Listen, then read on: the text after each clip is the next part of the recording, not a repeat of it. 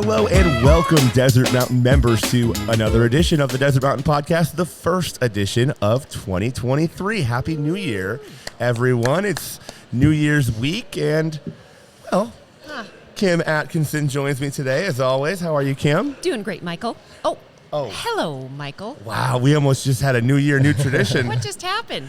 We're here at the Sonoran Clubhouse today. If you're watching on YouTube, you will see that the gymnasium is behind us here. It's buzzing with activity. It is, New Year, new me vibes. Is it a New Year vibe back there? Or our members are always pretty active, right, Rob? Yes, they are. All right, Yes, so they we're are. going to introduce a fairly new teammate Yes. to Desert Mountain, Rob Bozada. Welcome to the podcast. Welcome to the podcast, Rob. Thank you so much. It's an honor. Yes, thank you so much. So Rob is, among many things, a personal trainer here at Desert Mountain. How many months or so have you been with us? Going on a year? I'm almost at 1 year. Almost at 1 year. Yes. And Rob, we were just looking at your credentials. We were going to attempt to say them all, and you got a lot on there. This is so fantastic. But this is the expertise that we brought to Desert Mountain. So before we get into that, tell us a little bit about your journey. Maybe you can kind of lace in some of those credentials with how you arrived at Desert Mountain, how we were so lucky to bring you here. Yes. All right. So we'll try to make this concise. So I spent my earliest years in Kansas City, Missouri. Okay. That's where I was born. My stepfather's business and change of jobs kind of took us to different places. But I played sports my entire life. My father was an Olympic national team soccer player. Wow. So played soccer at the highest level. So soccer was a huge influence in our family, obviously. And I loved soccer, but I never wished to be a professional in anything. I think a lot of kids grow up and I'm going to be a professional this. I was just pretty much like anything I can get my hands on, I want to do it. So Great. Swimming, martial arts, rugby, lacrosse, you name it, basketball, just All-around athlete. yes. So I Yep. tried, and it makes sense now because now I feel very comfortable working with just about anyone, whether you do sports or nothing at all. Mm-hmm. So fast forward to moving to Oregon. I was in Oregon from 2001 till a year ago. Okay. So I consider Oregon home. I worked in a few sports-specific performance centers. I worked as a chiropractic assistant at a clinic with chiropractors. Kind of moved around a little bit. Made my way back into sports performance because that was always my favorite. So ended up at Nike World Headquarters after about a year of trying to get in there. Yes. He just kind of went He right by glazed- that, but glazed, yeah. he did say Nike World Headquarters. There is a headquarter for Nike Yes. in Oregon. Yes. You worked Yes. for them. Yes. So it's in Beaverton, Oregon, Okay. Nike Town. If you're familiar with Eugene, Oregon, 2 hours south, about 2 hours south, that's considered Tracktown, USA. Okay. So that's kind of where Nike started, is in Oregon in general. But I kind of felt like if I was going to be in Oregon in the Portland or Beaverton area, I wanted to be at Nike World Headquarters. You know, there's the Portland Trail Blazers, there's some other things, the Timbers for soccer. But I really wanted to get into Nike. I had something about that. So sent in a resume like any other normal person would online. Fast forward a couple of years, I find out that's probably in a mainframe in some other country somewhere, like has never been seen before. Sure. Meanwhile, you're right there Yeah, in the yes. same city. Yes, I was. Oh, gosh. And I didn't know how to access it. But one day I just kind of got upset about it. And I saw a friend on Facebook from high school who had just landed a job there and she was boasting about it. And I was like, oh, so I sent her a message and said, hey, surely there are athletic centers on campus. You know, people probably work out. She goes, oh, yeah, they're great. And I said, is it possible to get a guest pass? And she's like, yes. Ooh. So that was my infiltration process. I said, okay, I'm not even going to work out. I'm going to go in there and just talk to everybody. So that's what I did. I got in there and started talking to people. People looked like they worked there, front desk people. All Like- wearing a familiar logo. Yeah, everyone's wearing Nike, so it makes it a Sure. little hard. But and I finally made my way to who was managing all the personal training, all the extracurricular activities, corporate wellness type stuff for the employees.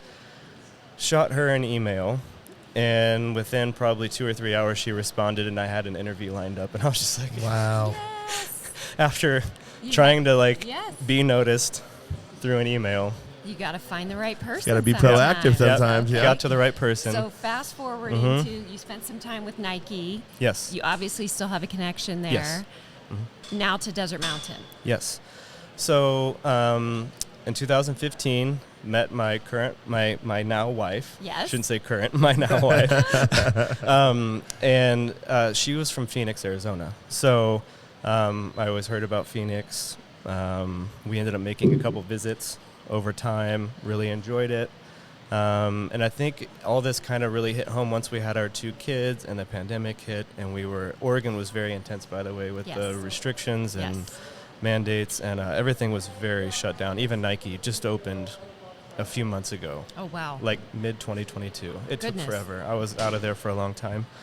And so we were like, this move to Arizona looks kind of appealing. We could get the kids closer to the grandparents and my in-laws. Weather's pretty great. The weather's good, Yeah. not quite as gloomy and rainy. So we did a visit, which turned out to be our last visit as non-residents. And during that visit, my brother, who's also in club management, he's the club manager at Augusta National. Okay. He wanted to come. Now we're understanding Yeah, the the other shirt, logo yeah. that you have. Yes. Got it. Yes. All the Okay. logos are coming together now. Yes, it all comes together. Okay. So he came for a visit with his wife. He wanted to hang out with us, and he's like, there's a club there I really want to go to. He always has a list of places he wants to hit when he goes somewhere. And he said, I want to go out to Desert Mountain while I'm on that visit. You should come with me. He knew we were kind of teasing with the idea of maybe coming here. Wow. And he's like, you should come with me. I was like, okay. And I've never done a visit with him like that to a club. So came out here. Arnaldo was the very first person I met. Arnaldo actually worked with my brother at Augusta for an event. And so there was that connection. We hit it off. I do some seminar work, educational work in Italy annually. So like we hit it off on the Italy thing. Yep. So 4 hours later, we've been talking, and he's like, maybe we can do a seminar like you do in Italy here. That was my first kind of was I wanted to come and share with the club. Place is beautiful, amazing in every way. I was like, I'd love to do something here. And they said, okay. Fast forward a little bit further. We end up on that trip deciding we're going to move. It was like literally a couple hours after being in the club. And I was like, I want to work there if we move here. So, Wow. yeah, that's kind of how it all worked out. And within, I'd say, 2 or 3 weeks, we had our home nailed down, new development, and that's it. We're here now. Not an uncommon thing that we hear, Kim, where people don't have to spend too much time on the mountain before they decide, this is, I think, where I would like to be. Yeah, this Yeah. works, right? Yeah. Not too bad. No, great That place is to be. a great story. I'm It so is. glad. Now we know. I'm also, it's kind of fun to hear that, someone with such high connections at Augusta, when he came to Scottsdale, he said, I got to play Desert Mountain. Oh, he Yeah. loves it. I love it. That's awesome. Mm-hmm. Pretty fantastic. All right, so here we are in the new year.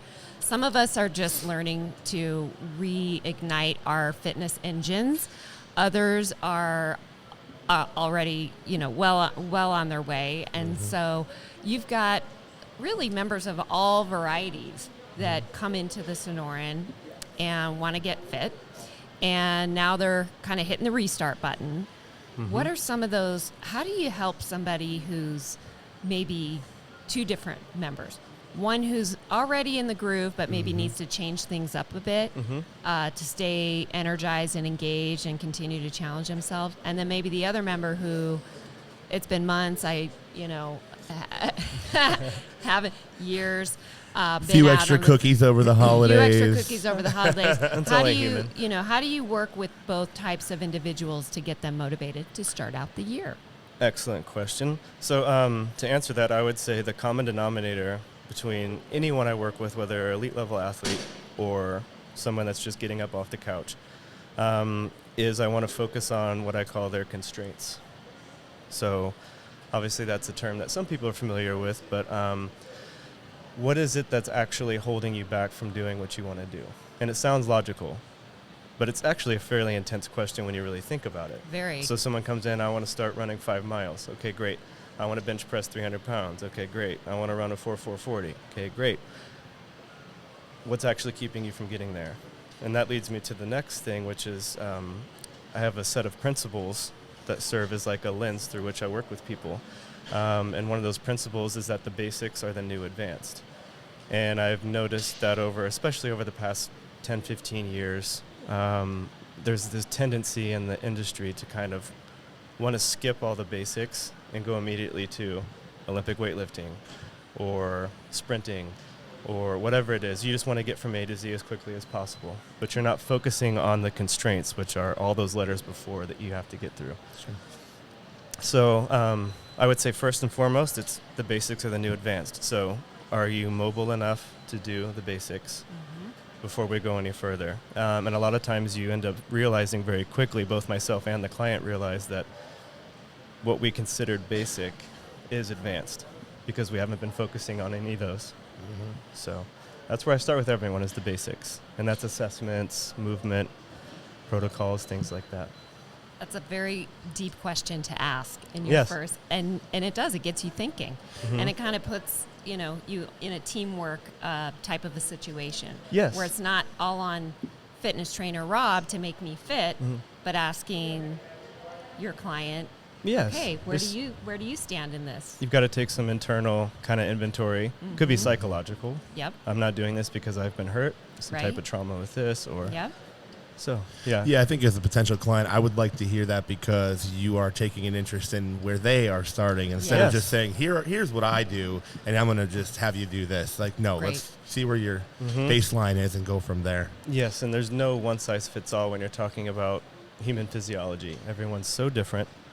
So I think you can have, like I said, a set of principles. You can have your certifications, your education, whatever, but none of that is stuck in stone.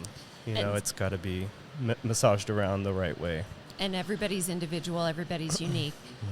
Do you see any trends or anything that is a kind of a common request or scenario that our members present to you, or is it just so diverse that it'd be hard to kind of pin that? I think there's a very good amount of diversity, which makes it very interesting and keeps it fun. Yeah. But I would say, again, I always look at like a common denominator. It tends to just be, I want to be capable. I want to be able to do things, what we call ADLs, activities of daily living. I want to be able to pick up my socks on the floor. Pick up my socks off the floor, balance, put them on my foot. Yeah. Which, if you can remember this morning, if you did that, it's sometimes kind of hard. Or do you sit down and do it, right? So these are the things I talk about constraints. Like, what are the daily things that you notice are maybe a little bit more difficult than they should be, or the things that tax you or stress you, movement and psychologically wise. Be able to play with the grandkids, or be able to play with their kids, or go play a round of golf without what I call biological cost, paying for it over the next couple days because they're torn up from whether it's walking the course or from the swing. Wow. And what about the elite athletes? I mean, we've got some really just high-performing athletics. Yes, we do. People making it happen. How about those guys and gals? So there are those people. So I won't say any names necessarily. I don't think she would mind, but one of my clients is in her early 80s, and she requested right off the bat, I want 1.5 hour sessions, which is basically 30 minutes more than anyone's ever asked me for. Wow. Usually it's half hour or an hour, maybe 45 minutes. I want 1.5 hours, 3 times a week. Okay. I'm like, wow, okay. 3 times a week's a big commitment, too, for most That people. is. And she's in here. She doesn't miss a session. She can do just about anything.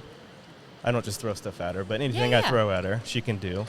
She can do very complex, what I call movement puzzles, mobility things. She can do your conventional powerlifting, so she can do bench press, deadlift, press, overhead. She can do just about everything. Sounds like we need to profile this. Yeah. This woman. Wow. No, so there. This is incredible. There are some real go-getters and people that are very impressive. Yeah.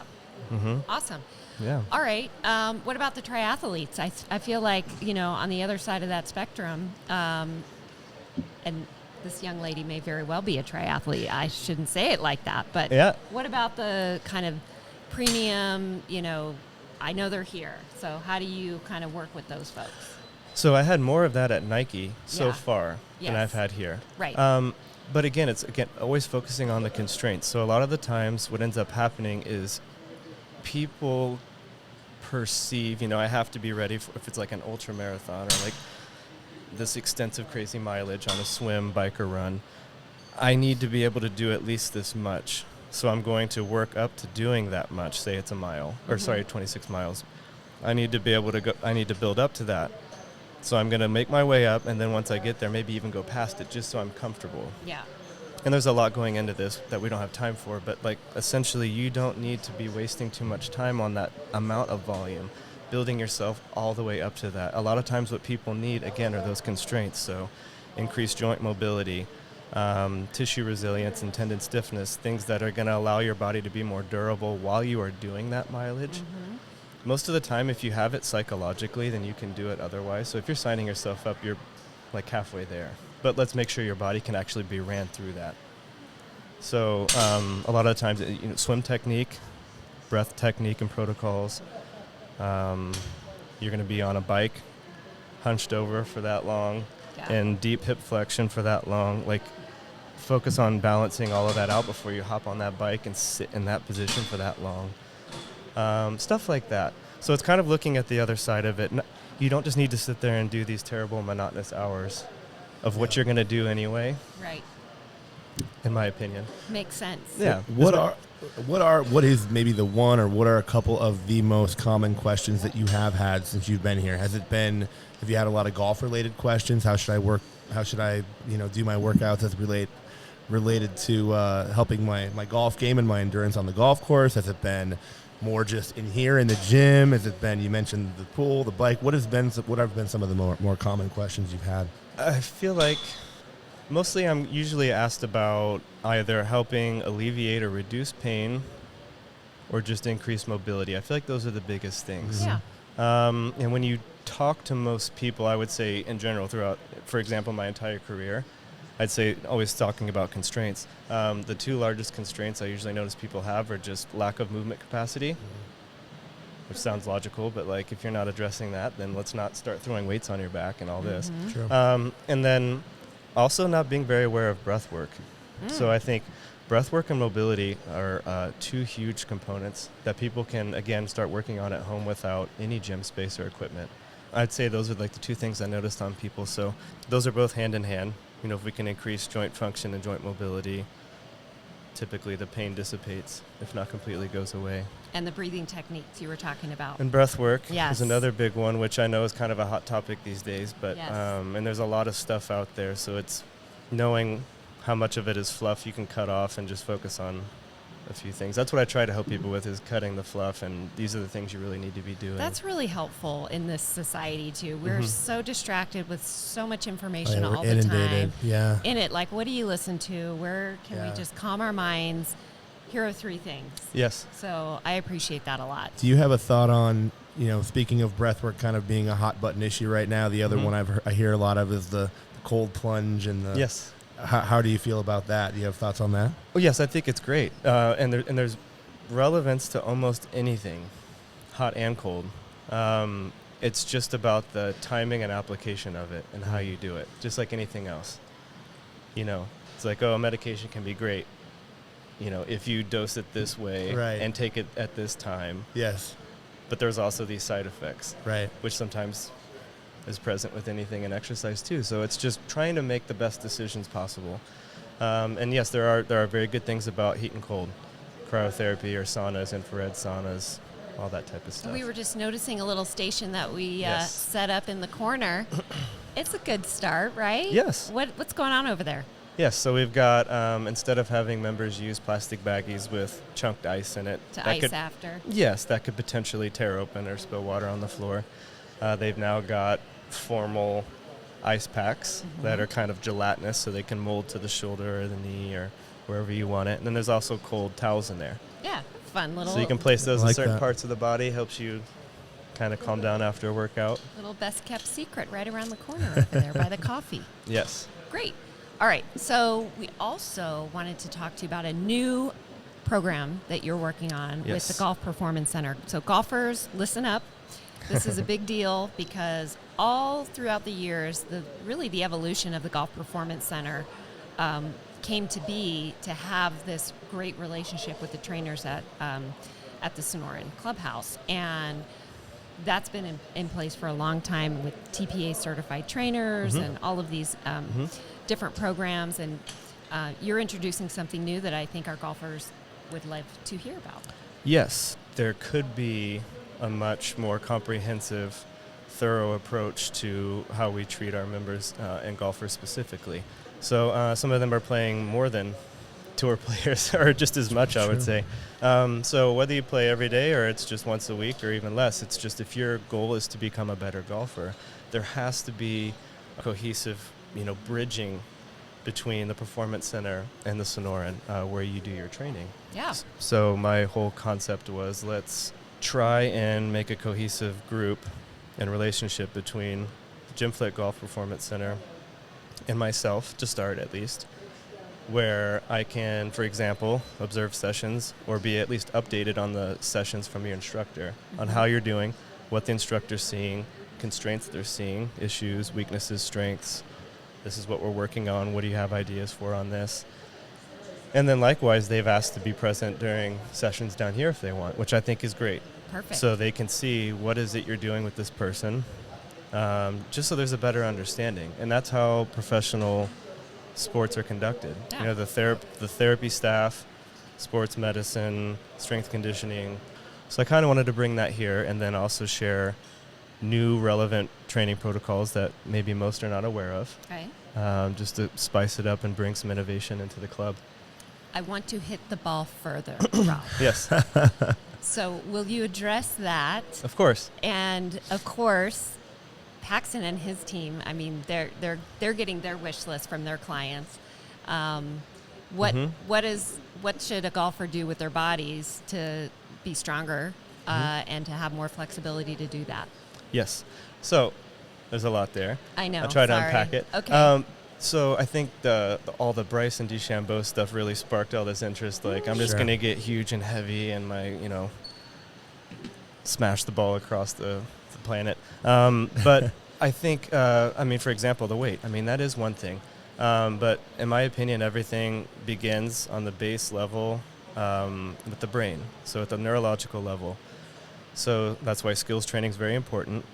And that's why mobility is very important, because if you are attempting to swing a golf club faster or harder than your body is comfortable, your brain is comfortable allowing you to, there's going to be a governor, so to speak, on your performance in that respect. Your brain will not let you rotate further than you're able to comfortably and safely, and it will not allow you to place force through that rotation unless you've proven to your nervous system that it's safe to do so. So when we train the body with mobility protocols, we want to essentially be giving it high quality, thorough, intentional information through the full range. So when I work with someone on rotation, for example, we're gonna place you in different what are called base positions. So I might have you side lying, I might have you kneeling, I might have you standing, I might have you in a squat. But I'm gonna make sure that you can produce adequate rotation in those positions, and then we're gonna push you to go further and deeper with different things like eccentrics and isometrics, different types of training. I don't necessarily need you to get heavier. I don't think that's the healthiest thing.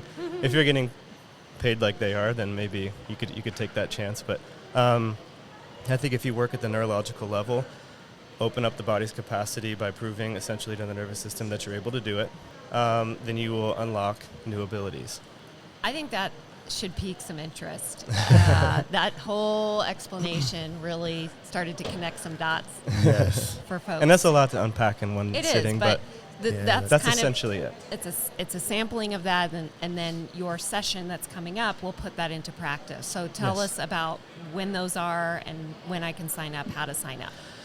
So sign up is active now. Okay. And this is the very beginning, so I know it's going to kind of maybe not Yeah. go completely as I've planned it to go. Takes time to start something new. Yes. Okay. When does it begin? So Anytime? So it just got in the Mountain Minute last week, Yep. and then I got a good amount of emails of interest back, which was great. So what I was thinking of doing is starting with a briefing, essentially. Get as many of these people that are interested in the meeting so that I can update them on what we're going to be doing, why we're going to be doing it, how we're going to be doing it, the who, what, where, when, why. Sure. So that people come in with a good understanding of what they're getting into versus just showing up like, what's this guy talking about? Okay. Yeah. So I'm big on the educational background of everything. So I want people to be educated and understand why we're doing something. So I plan on doing that this Friday. which is probably won't be out by then. But Yes, it's It coming will. out It'll Thursday. come out Thursday. oh, good. Okay, Yeah. well then whoever's on it, it's going to be Friday. So Tomorrow. we're going to be meeting Friday, and in the Sonora in here in Okay. the studio. So is it a weekly class? Is it a So the- sign up for when you want? How This does will it just be work? the initial briefing. Okay. And depending on how many people have actually come, I've sent people emails. I haven't gotten Yeah. responses from everyone. Sure. So I don't know if it's going to be like 2 people or 20. Yeah. But whoever comes, I'm going to work with them. It's just going to be information at this point. And then I Okay. planned on taking the rest of the following week, next week, to assess, go through movement screens, go through, and that's not the functional movement screen, by the way, just my own movement screen. Got it. Mobility test, breath work, just to assess where people are at with their breathing. I have a system of self-applied touch and breath work that I teach. So it kind of works on the reflexes that are involved in compensation patterns and so on. So I'm going to take people through that, assess where they're compensating. And then after that, after I have everyone gone through that, I will start to offer up to 2 sessions per week with each individual. Okay, so part of the the prep. privates. Mm-hmm. I understand. Because I need to be working with individuals to maximize the course. optimization of their performance. So I need them to be on their own sometimes. But then I also want to offer once a week a class Okay. that everyone in the program can attend. I think the camaraderie aspect of that is really important. Yep. Getting everyone in the same room that has a common goal and intention and endeavor of getting better at golf. Will this be in the fitness floor or in one of the rooms? I think it'll be in one of the studios. Okay, makes sense. So I'll have one class a week that's voluntary. You know, I'd highly recommend doing it, where we're going to focus on golf-specific stuff. So that might go up to 2 classes a week. It's just Yeah. I don't know where it's going to sit right now. I love the kind of the mind, body, soul element you all tied in. It's not just as simple as a physical thing. And so I think a lot of people fear that or think that, like, oh, I can't hit the ball far. Well, maybe I'm just, don't have the strength, or I just need to hit the gym or whatnot. And Just gotta- swing harder for longer amounts of time, right? Until Right, something which- hurts. until something hurts, and that's the problem that a lot of golfers will get into, is if they don't approach it properly, then you can injure yourself, and Of course. and that's very frustrating because that sets you Mhm. back. So, love your approach. Yes, thank you. I appreciate it. and kind of tying in the best of Desert Mountain into a new experience, I think is fantastic. So, Yes. all right, so be on the lookout for that, members. Yes. And we have 2 things I wanted to mention, Mhm. and this is teammate related. One, we have videos that are posted to the member website. So, members, if you are in search of finding a new trainer, Rob, of course, is amazing. Yes. He has other teammates, and their video introductions are posted to the member website.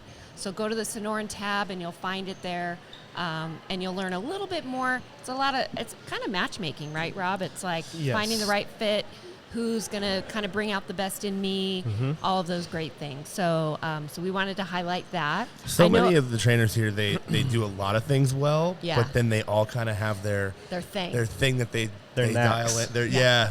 And so if there's Yeah. something that really speaks to you, you might watch one of those videos and say, that's what I need right there. So Yes. yeah, I encourage you to like Kim mentioned, to watch those all and meet everyone. Yeah, Yes, I the wonder videos are great. who did those videos. I think These guys. we hammered those out a few months ago, Yes. and they're up there, and we'll do more. I think we have a new teammate joining us soon. Maybe we can. We do. So great segue. This is also very timely in terms of New Year and wellness, nutrition. What are we eating? I know what I ate over the holidays. It's a lot of dip. Me too. Enjoying A yourself. lot of dip. Having a great time. And so we need to kind of reset again with the nutrition goals. And we have a brand new nutritionist who's joining Desert Mountain as a teammate. So Chrissy Bart is a registered dietitian and nutritionist. She's got all the credentials. She's going to be posted up right down here with you all. Yep. In one the of next these couple of tables. days. One of this table that we actually stole from the floor. Great. And so yes, how do you see that relationship kind of tie into member? Because members are coming to you for wellness, and now you have somebody to kind of help out on the food side. Oh, it's huge. Because like you mentioned, with everyone kind of having maybe a general scope of practice. Like, oh, I can work with you in cardiovascular fitness, or I can work with you in muscle hypertrophy or mass gain, whatever. Everyone's kind of got their things and their knacks, but nutrition is like a whole different beast, if I had to put it simply. So I think having someone here that is very hyper-focused or hyper-specialized in that respect is going to be a huge win for everyone. I would never go around myself saying I'm a nutritionist or I'm a food specialist or Clearly, someone. like what to eat and Well, the what not basics to and eat. things, Of right? course, we all know. But you can take it so much further. I have general understanding. Sure. And, but I would never broadcast myself as like, come see me for nutrition advice. Right. But Might be a liability issue too. Then. Yeah. but something else, fitness related, I'll be very comfortable. Yeah. But you have to kind of, as far as going down rabbit holes and learning about things, like you have to really pick and choose, I feel like, at some point. And I've kind of chosen to go down more of like the fitness related type things that are physical, not as much on the eating side. But I have tremendous respect for it and understand it's incredibly relevant. It is. But I don't have the time to go down that rabbit hole. Well, that's why we have the new teammate coming on Yes. board. Yep. So Chrissy will be here to kind of integrate with all of our members and their wellness goals, whether it's in the gym, on the fitness floor, or in any of our studios, out on the tennis court, pickleball, you name it. She'll be here to help with those wellness goals as relates to nutrition. So more to come on Chrissy. Wanted to make sure we got a mention of her. And yes, we will be doing a video about her. Of course. Why wouldn't we? Maybe we even get her on the podcast at some point here. It'd be silly not to. So good. All right. Last but not least, how can we find you, Rob? Not just here with your Desert Mountain email. You're obviously on the website, so we've got that bio there for you. But if others wanted to view video work of Rob, how do we find those? So, yes, I have my email, rbozada@desertmt.com. Great. And then if you'd like to see more visual respects to fitness, you could check out Instagram if you have that. My handle is RIGGEST1, Riggest1. That's a nickname. That's where I post most stuff. So you're posting videos, and the reason I wanted to mention that is it's kind of part of your routine, too, to send follow-up videos to help reinforce some things maybe that you worked on during a session. Yes. So that's kind of part of your criteria in your program. Yes. And that's another side note I should say. Sometimes I tell people I share my Instagram with them, and they're just like, oh, my God, like I'm not working with you. Like I'm not doing this stuff. And it's just important to note that I mess with myself a lot. I experiment with myself a lot, and I do things that are Superhuman. fun, and it's just fun and engaging. And like I've spent most of my life doing these things. That's right. So it's like you've had a lot of practice. Yes.